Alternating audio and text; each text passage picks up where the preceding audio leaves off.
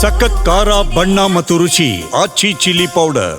ಇಂದಿನಿಂದ ಉತ್ತರ ಕರ್ನಾಟಕದ ಸಮಸ್ಯೆ ಬಗ್ಗೆ ಚರ್ಚೆಯನ್ನು ನಡೆಸುವಂತಹ ಸಾಧ್ಯತೆ ಇದೆ. 3 ದಿನ ವಿಧಾನಸಭೆ ಮತ್ತು ಪರಿಷತ್ನಲ್ಲಿ ಚರ್ಚೆಯನ್ನು ನಡೆಸಲಾಗುತ್ತೆ. ಡಿಸೆಂಬರ್ 9ರಿಂದ ಡಿಸೆಂಬರ್ 12ನೇ ತಾರೀಕಿನವರೆಗೂ ಉತ್ತರ ಕರ್ನಾಟಕದ ಬಗ್ಗೆ ಚರ್ಚೆಯನ್ನು ನಡೆಸಲಾಗುತ್ತೆ. ಉತ್ತರ ಕರ್ನಾಟಕ ಅಭಿವೃದ್ಧಿ ಕೊರತೆ, ಪ್ರಾದೇಶಿಕ ಅಸಮತೋಲನ ಎಲ್ಲಾ ವಿಚಾರವನ್ನ ಮುಂದಿಟ್ಟುಕೊಂಡು ಇವತ್ತಿನಿಂದ ಚರ್ಚೆಯನ್ನು ನಡೆಸುವ ಸಾಧ್ಯತೆ ಇದೆ. ಇವತ್ತಿನಿಂದ ಉತ್ತರ ಕರ್ನಾಟಕದ ಸಮಸ್ಯೆ ಬಗ್ಗೆ ಚರ್ಚೆಯನ್ನ ನಡೆಸಲಾಗುತ್ತೆ. 3 ದಿನ ವಿಧಾನಸಭೆ ಮತ್ತು ಪರಿಷತ್ನಲ್ಲಿ ಚರ್ಚೆ ನಡೆಸುವಂತಹ ಸಾಧ್ಯತೆ ಇದೆ. ಈಗಾಗಲೇ ಎಲ್ಲಾ ರೀತಿಯ ತಯಾರಿಯನ್ನ ಮಾಡಿಕೊಂಡಿದ್ದಾರೆ. ಡಿಸೆಂಬರ್ 9ರಿಂದ ಡಿಸೆಂಬರ್ 12ನೇ ತಾರೀಕಿನವರೆಗೆ ಉತ್ತರ ಕರ್ನಾಟಕದ ಬಗ್ಗೆ ಚರ್ಚೆಯನ್ನ ನಡೆಸಲಾಗುತ್ತೆ. ಅಂದ್ರೆ 3 ದಿನಗಳ ಕಾಲ ಚರ್ಚೆಯನ್ನು ನಡೆಸುವ ಸಾಧ್ಯತೆ ಇದೆ. ಉತ್ತರ ಕರ್ನಾಟಕ ಅಭಿವೃದ್ಧಿ ಕೊರತೆ, ಪ್ರಾದೇಶಿಕ ಅಸಮತೋಲನ ಸೇರಿದಂತೆ ಸಾಕಷ್ಟು ವಿಚಾರಗಳ ಬಗ್ಗೆ ಚರ್ಚೆ ಮಾಡ್ತಾರೆ. ಜೊತೆಗೆ ಕಬ್ಬು ಹಾಗೂ ಮೆಕ್ಕೆಜೋಳ ಬೆಂಬಲ ಬೆಲೆಯನ್ನ ನೀಡಿ ಖರೀದಿಯನ್ನ ಮಾಡಬೇಕು, ರೈತರಿಗೆ ಒಂದು ಸರಿಯಾದ ಬೆಂಬಲ ಬೆಲೆಯನ್ನ ನೀಡಬೇಕು ಅಂತ ಇವತ್ತು ಪ್ರಸ್ತಾಪ ಮಾಡುವಂತಹ ಸಾಧ್ಯತೆ ಇದೆ.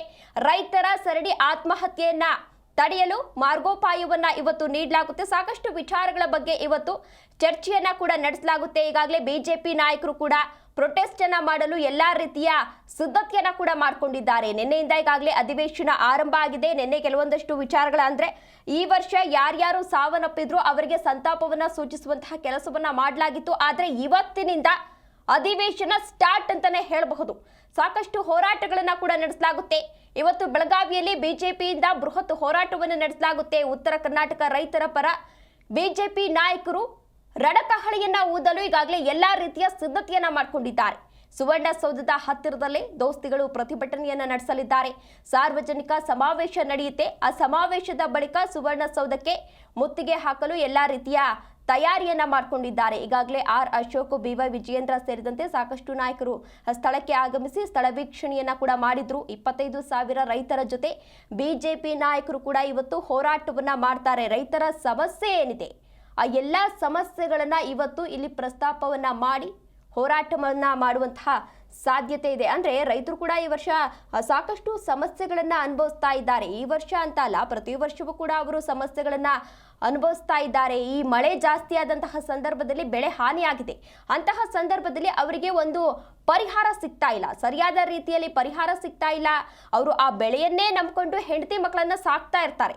ಆದ್ರೆ ಆ ಬೆಳೆ ಈ ರೀತಿ ಹಾಳಾದಂತಹ ಸಂದರ್ಭದಲ್ಲಿ ಪರಿಹಾರನೂ ಸಿಗೋದಿಲ್ಲ, ಬೆಳೆಯಿಂದ ದುಡ್ಡು ಬರಲಿಲ್ಲ ಅಂತ ಅಂದ್ರೆ ರೈತರು ಏನು ಮಾಡಬೇಕು? ನಾವು ಇಲ್ಲಿ ಮುಖ್ಯವಾಗಿ ಗಮನಿಸಬೇಕಾದ ಅಂಶ ಏನು ಅಂತ ಅಂದ್ರೆ, ರೈತರು 1 ವರ್ಷ ನಾವು ಕೆಲಸ ಮಾಡಲ್ಲ ಅಂತ ಕೂತ್ರೆ ನಮ್ಗೆ ಒಂದು ಹಿಡಿ ಅನ್ನ ಕೂಡ ಸಿಗೋದಿಲ್ಲ. ಅಂತಹ ಪರಿಸ್ಥಿತಿಲಿ ನಾವಿರ್ತೀವಿ. ಆದ್ರೆ ರೈತರಿಗೆ ಸಮಸ್ಯೆ ಆದಂತಹ ಸಂದರ್ಭದಲ್ಲಿ ಯಾಕೆ ನಿಂತ್ಕೊಳ್ಳೋದಿಲ್ಲ, ಅವರ ಪರ ನಿಂತ್ಕೊಳ್ಳೋದಿಲ್ಲ, ಅವರಿಗೆ ಪರಿಹಾರವನ್ನ ಯಾಕೆ ನೀಡೋದಿಲ್ಲ ಅನ್ನೋ ಪ್ರಶ್ನೆ ಇದೆ.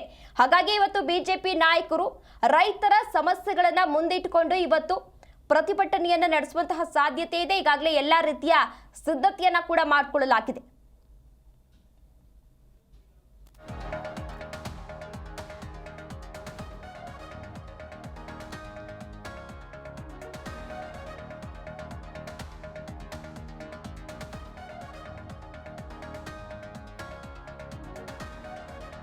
ಹಾಗಾದ್ರೆ ಸರ್ಕಾರಕ್ಕೆ ಬಿಜೆಪಿ ಪ್ರಶ್ನೆಗಳೇನು? ಕಬ್ಬಿನ ಬೆಂಬಲ ಬೆಲೆ ನೀಡೋದ್ರಲ್ಲಿ ಸರ್ಕಾರ ಎಲ್ಲೋ ವಿಫಲ ಆಗ್ತಾ ಇದೆ. ಕೇಂದ್ರದ ಕಡೆ ಬೊಟ್ಟು ಮಾಡ್ತಿರೋದಕ್ಕೆ ಬಿಜೆಪಿ ನಾಯಕರು ಇದೀಗ ಸಾಕಷ್ಟು ಆಕ್ರೋಶವನ್ನ ವ್ಯಕ್ತಪಡಿಸ್ತಾ ಇದ್ದಾರೆ. ಸಕ್ಕರೆ ಕಾರ್ಖಾನೆ ಮಾಲೀಕರ ಒತ್ತಡಕ್ಕೆ ಸರ್ಕಾರ ಮಣಿದಿದ್ಯಾ ಎನ್ನುವ ಪ್ರಶ್ನೆಯನ್ನ ಕೂಡ ಇವತ್ತು ಬಿಜೆಪಿ ನಾಯಕರು ಮಾಡಲಿದ್ದಾರೆ. ಬೆಂಬಲ ಬೆಲೆ ಮಾರುಕಟ್ಟೆ ತೆರೆಬೇಕಿರೋದು ಸರ್ಕಾರದಿಂದ ಆಗಬೇಕು, ಆದ್ರೆ ಯಾಕೆ ಆಗ್ತಾ ಇಲ್ಲ ಅಂತ ಪ್ರಶ್ನೆ ಮಾಡಲಿದ್ದಾರೆ. ಅದರ ಜೊತೆಗೆ ಕಬ್ಬಿನ ಉತ್ಪನ್ನದಿಂದ ಬರುವ ಸುಂಕ ಯಾಕೆ ಸ್ವೀಕರಿಸ್ತೀರಾ? ಇದು ರೈತರಿಗೆ ಸೇರ್ಬೇಕು, ಅದನ್ನ ನೀವ್ ಯಾಕೆ ಸ್ವೀಕರಿಸ್ತೀರಾ? ಕೇಂದ್ರಕ್ಕೆ ಹಣ ಕೊಡ್ತೀರಾ ಎನ್ನುವ ಪ್ರಶ್ನೆಯನ್ನ ಮಾಡಲಿದ್ದಾರೆ ಬಿಜೆಪಿ ನಾಯಕರು. ಸಾಕಷ್ಟು ವಿಚಾರಗಳ ಬಗ್ಗೆ ಇವತ್ತು ಚರ್ಚೆಯನ್ನ ಮಾಡ್ತಾರೆ. ರೈತರ ಕಷ್ಟ ಪರಿಹರಿಸುವಲ್ಲಿ ಸರ್ಕಾರ ಸಂಪೂರ್ಣವಾಗಿ ವಿಫಲವಾಗಿದೆ. ಯಾಕೆ?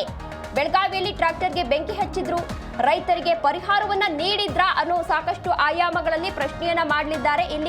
ಇನ್ನು ನೆರೆಯಿಂದ ಉತ್ತರ ಕರ್ನಾಟಕ ರೈತರು ಕಣ್ಣೀರನ್ನ ಹಾಕ್ತಾ ಇದ್ದಾರೆ. ಪರಿಹಾರದಲ್ಲಿ ತಾರತಮ್ಯ ಹಾಕ್ತಾ ಇದೆ. ಇದನ್ನೆಲ್ಲ ಯಾವಾಗ ಸರಿ ಮಾಡ್ತೀರಾ ಅಂತ ಹೇಳಿ ಬಿಜೆಪಿ ನಾಯಕರು ಪ್ರಶ್ನೆ ಮಾಡುವಂತಹ ಸಾಧ್ಯತೆ ಇದೆ. ಇದೇ ವಿಚಾರಕ್ಕೆ ಸಂಬಂಧಪಟ್ಟಂತೆ ಹೆಚ್ಚಿನ ಡೀಟೇಲ್ಸ್ ಅನ್ನು ನೀಡಲಿದ್ದಾರೆ ನಮ್ಮ ಪ್ರತಿನಿಧಿ ಜನಾರ್ದನ್ ಹೆಬ್ಬಾರ್. ಜನಾರ್ದನ್ ಹೆಬ್ಬಾರ್, ಇವತ್ತು ಅಧಿವೇಶನದಲ್ಲಿ ಬಿಜೆಪಿ ನಾಯಕರು ಪ್ರೊಟೆಸ್ಟ್ ಅನ್ನ ಮಾಡುವಂತಹ ಸಾಧ್ಯತೆ ಇದೆ. ಯಾರ್ಯಾರೆಲ್ಲ ಭಾಗಿಯಾಗ್ತಾರೆ, ಯಾವ ರೀತಿ ತಯಾರಿಯನ್ನ ಮಾಡಿಕೊಂಡಿದ್ದಾರೆ, ಈ ಹೋರಾಟದ ಉದ್ದೇಶ ಏನು?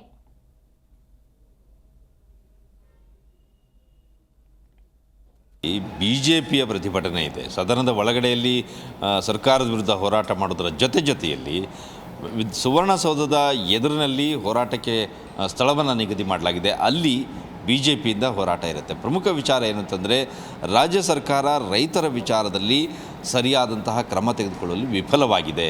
ರೈತರಿಗೆ ಕಬ್ಬಿನ ಬೆಲೆಯನ್ನು ನಿಗದಿಪಡಿಸಿ ಅದನ್ನು ಸರಿಯಾಗಿ ಕೊಡಿಸುವಲ್ಲೂ ಕೂಡ ವಿಫಲವಾಗಿದೆ.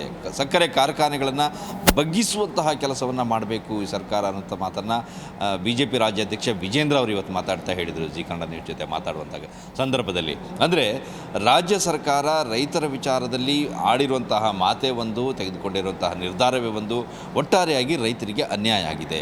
ರಾಜ್ಯದಲ್ಲಿ ಸಾಕಷ್ಟು ರೈತರು ಆತ್ಮಹತ್ಯೆಯನ್ನು ಮಾಡ್ಕೊಳ್ತಾ ಇದ್ದಾರೆ. ಅಂತಹ ಪರಿಸ್ಥಿತಿ ಈ ಒಂದು ರಾಜ್ಯದಲ್ಲಿ ಬಂದಿದೆ ಅಂತ ಹೇಳಿದ್ರೆ ಅದಕ್ಕೆ ನೇರ ಕಾರಣ ಮುಖ್ಯಮಂತ್ರಿ ಸಿದ್ದರಾಮಯ್ಯನವರ ಒಂದು ಈ ಸರ್ಕಾರ. ಕಬ್ಬಿನ ಬೆಲೆ ಜೊತೆಯಲ್ಲಿ ಮೆಕ್ಕೆಜೋಳ ಖರೀದಿ ಕೇಂದ್ರ ಆರಂಭಿಸಬೇಕು.